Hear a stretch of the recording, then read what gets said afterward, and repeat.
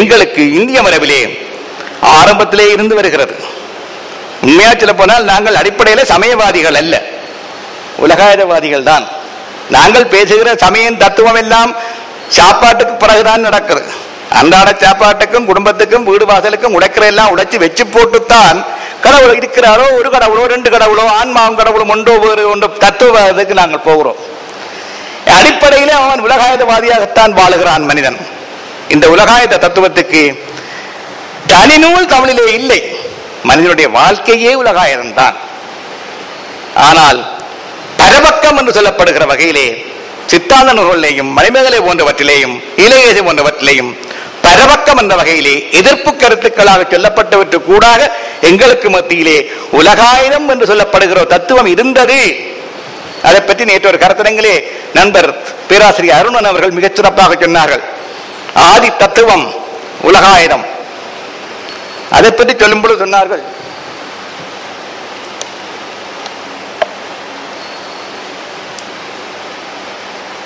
உலகாயுதத்தினுடைய முக்கியமான அம்சம் என்னென்றால் உயிர் என்றொன்று இல்லை. உயிர் என்பது இந்த ஐம்பூதங்களின் கூட்டினாலே உருவாகிற ஒன்று. அப்போ ஒரு கேள்வி, மணிமேகலையில கேள்வி வருது, எப்படி ஐம்பூதங்களின் கூட்டினாலே ஒரு உயிர் உண்டாக முடியும்? உயிர் பண்பு ஆரம்பத்தில் இல்லாவிட்டால், அதிலே கலக்கப்படுகிற மூலப்பொருட்களிலே உயிர் பண்பு இல்லாவிட்டால் கூட்டு முயற்சியிலே உயிர் பண்பு வருமா என்ற ஒரு கேள்வி. அதுக்கு மணிமேகலை சொல்லுகின்ற, உலகாயுதவாதி சொல்லுகின்ற விவாதம் வருகிறது. ஏதோ ஏதோ மூலப்பொருளை எல்லாம் போட்டு ஒட்டா காய்ச்சி போட்டு விட்டோம்னா சாராயம் வருதல்லோ, வடிசாராயம். ஏதோ மூலப்பொருளை போட்டு காய்ச்சி நீங்கள் அதுக்காக வடிச்ச உடனே வடிசாராயம் வருது. அப்படித்தான் சொல்றார். தாதகி பூவும் அதுவும் இதுவும் உண்டாக்க மது உற்பத்தியானது போல அவர் சொன்னார் பேராசிரியர். கள்ளச்சாராயம் காய்ச்சற காலம் அந்த காலத்தையும் இருந்திருக்குது, தத்துவ ஞானம் அதுக்கு இருந்தும் பிறந்திருக்கு எங்களுக்கு. அப்ப மூலப்பொருளாகிய அந்த தாதகி பூவிலையும் மற்றதிலையும் அந்த மதுத்தன்மை இல்லை. ஆனால் அவை ஒன்று சேருகிற முறையிலே ஒரு மதுத்தன்மை உண்டாகிறது என்று சொல்லி, உயிர் என்பது உள்பொருள் அல்ல, சில கூட்டு முயற்சிகளின் செயல்பாடு என்று சொல்லுகின்ற வகையிலே ஒரு சிந்தனை உலகாயுதத்துக்குள்ளே வந்தது எடுத்து காட்டப்படுகிறது. எனவே எங்களுக்கு மத்தியிலே உலகாயுதம் ஒரு தத்துவம் இருந்திருக்கிறது. இந்த தத்துவத்தை தான் 20ஆம் நூற்றாண்டின் ஆரம்பத்திலே பெரியார் அவர்கள் எடுத்துக்கொண்டு பகுத்தறிவாதமாக மெட்டீரியலிசமாக பேசுகின்றார். இந்த பகுத்தறிவாதம் ஒரு வகையிலே உண்மை பேசுகின்றது தான், இயற்கையை பற்றி பேசுவதுதான். ஆனால் அது விட மார்க்சியம் சொல்லுகின்ற பகுத்தறிவு கொள்கை ஒருபடி மேலானது.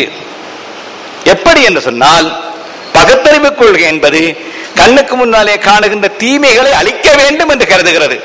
விக்கிரக வழிபாடு மூடத்தனம், ஏற்றத்தாழ்வுகள் மூடத்தனம், சடங்காசாரங்கள் மூட நம்பிக்கைகள் எல்லாத்தையும் தூக்கி துடைத்து எறிவோம் என்று சொல்லுவது பகுத்தறிவினுடைய ஒரு அம்சமாக இருக்கிறது. மார்க்சியம் அதை ஏற்றுக்கொள்ளும். எப்படி என்று சொன்னால், மேலே காணப்படுகின்றவற்றை அழிப்பது அல்ல, அவற்றுக்கு காரணமான மூல காரணங்களை கண்டறிந்து அழிப்பது. மார்க்சியத்தினுடைய பகுத்தறிவு கொள்கை என்பது வரலாற்று இடத்திலே மூலங்களை தேடிச் சென்று அவற்றை இனங்கண்டு அழிப்பது. ஒரு கோயிலே இருக்கிற சிலையை தூக்கி அங்காலே வைத்து விட்டால் நீங்கள் இன்னொரு மனிதனுடைய சிலையை கொண்டங்க வைக்க போகிறீர்கள், அவ்வளவுதான். ஒன்று இருந்த இடத்திலே மேலெழுந்த வாரியாக செய்தால் ஒன்று இருந்த இடத்துல இன்னொன்று வந்துவிடும். ஆனால் காரண காரியங்களை ஆராய்ந்து ஏன் இந்த கோட்பாடு வந்ததென்று கண்டறிந்தால் அதை முழுமையாக வேரோடு கலைந்தறியலாம். இதைத்தான் மார்க்சியம் எங்களுக்கு சொல்லுகிறது. இயங்கியல் என்ற அடிப்படையிலே, வரலாற்று அடிப்படையிலே. அப்ப சமயத்துக்கு ஒரு வாழ்க்கை தேவை இருக்கிறது. சமயம் என்பது திடீரென்று வந்த எங்கள் தலையிலே வந்த முட்டாள்தனமான ஒரு கருத்து அல்ல. அதுக்கு ஒரு சமுதாயத்திலே தேவை இருந்திருக்கிறது. அதை மார்க்சியம் தெளிவாக சொல்லும். அதை எங்கள் பக்தி இலக்கியங்கள் தெளிவாக சொல்லும். சுருக்கமாக சொல்ல போனால், எப்பொழுது மனிதனுக்கு தன்னுடைய சூழலையும் தன்னுடைய சுற்றுப்புறங்களிலேயும் தன்னுடைய வாழ்க்கையிலேயும் மனநிறைவு ஏற்படவில்லையோ, ஏமாற்றம், சோகம், துன்பம், மரணம், துயரம் போன்று வருகின்றதோ, அந்த நிலையில இருந்து தன்னை விடுவித்துக் கொள்வதற்கு அவன் முயற்சிக்கும் பொழுது அவனுக்கு ஒரு பற்று தேவைப்படுகிறது. அந்த பற்றுத்தான் கடவுள். அதை மார்க்சிய தெரியும்படி சொன்னால் ஏலியனேஷன். தன்னுடைய உற்பத்தியில இருந்து, தன்னுடைய வாழ்க்கைகளில் இருந்து, தன்னுடைய பிரச்சனைகளில் இருந்து விடுபடுவதற்கு அவனுக்கு வேறு ஒன்றும் கிடைக்கவில்லை என்றால் ஏதோ ஒன்றை பற்ற விடுகிறான். தன்னுடைய உழைப்பிலே இருந்து அந்நியப்பட்ட மனிதனுக்கு கிடைக்கிற வாய்ப்புத்தான் அந்த கொள்கை. அதை மாணிக்கவாசகருடைய அருமையான ஒரு பாடல். உற்றாரை யான் வேண்டேன், ஊர் வேண்டேன், பேர் வேண்டேன், கற்றாரை யான் வேண்டேன், கற்பனவும் இனி அமையும். குற்றால துறைகின்ற கூத்தாவும் குறைகளற்கே கற்றாவின் மனம் போல. ஏன் உற்றார் வேண்டாம், நம்ப முடியாமல் இருக்கிறது. எல்லாரும் ஏமாற்றுகிறார்கள். உறவுகள், பாசங்கள், பந்தங்கள், சொந்தங்கள் எல்லாம் என்னை ஏமாற்றுகின்றன என்று நிலைக்கு வரும்பொழுது அவனுக்கு பற்றி பிடிப்பதற்கு ஒரு பற்றத்தான் பற்று தேவைப்படுகிறது. நம்ம சமய கொள்கையினுடைய அடிப்படைக்கு இப்படித்தான் நாங்கள் மார்க்சிய ரீதியாக விளக்கத்தை சொல்லலாம். அப்ப காரண காரியங்களை ஆராய்ந்து தத்துவ ரீதியாக விளக்கம் கொடுக்கின்ற வகையிலே அந்த தத்துவமும் கடந்த 50 ஆண்டுகளுக்கு மேல 60 ஆண்டுகளாக தமிழர் மத்தியிலே, அது அரசியலிலே செல்வாக்கு பெற்றதோ இன்னும் சொல்ல முடியாவிட்டது, ஆனால் அறிவிலே, பார்வையிலே எங்களை போல பல்கலைக்கழகத்திலே கற்பித்தவர்களுக்கு மார்க்சியம் மிகப்பெரிய அளவுகோலாக எல்லாமே மாறிக்கொண்டிருக்கிறது என்பதை மிக தெளிவாக சொன்ன தத்துவம். அது மாற்றத்தையும் வளர்ச்சியையும் புரிந்து கொள்ளத்தக்க வகையிலே வைத்த தத்துவம் அதுவும் எங்களுக்கு இருக்கின்றது. எனவே எங்களுக்கு தத்துவ பாரம்பரியத்திலே எல்லாம் வருகின்றன. இன்றைக்கு மீண்டும் மார்க்சியம் தன்னை புதுப்பித்துக் கொண்டு வருகின்ற கட்டத்திலே நாங்கள் வரலாற்றை திரும்பி பார்க்கிறோம், வரலாற்றின் தவறுகளை பார்க்கிறோம், வரலாற்றின் மையப்படுத்தப்பட்ட வாழ்க்கையிலிருந்து விளிம்பு நிலை வாழ்க்கைக்கு போக முயற்சிக்கின்றோம், புரிந்து கொள்ள முற்படுகிறோம். இங்கேதான் நாங்கள் போஸ்ட் மாடர்னிசம் என்று சொல்லப்படுகிற பின்னை நவீன காலகட்டத்துக்குள்ளே வாழ்ந்து கொண்டிருக்கின்றோம். எனவே தமிழ் என்ற மொழியும் தமிழ் என்ற பண்பாட்டம்சங்களும் மிகச் தெளிவான செறிவான தத்துவ அடிப்படைகளை கொண்டன. அவற்றில் சில எழுதப்பட்டனவாக இருக்கின்றன, சில திட்டமிட்டு உருவாக்கப்பட்டிருக்கின்றன, சிலவற்றை பற்றிய மூலங்கள் கிடைக்காவிட்டாலும் அவற்றை பற்றி தரவுகள் ஊடாக நாங்கள் புரிந்து கொண்டிருக்கின்றோம். இன்னும் 2 அம்சங்களை மட்டும் சொல்லி நான் இந்த உரையை முடிக்கிறேன்.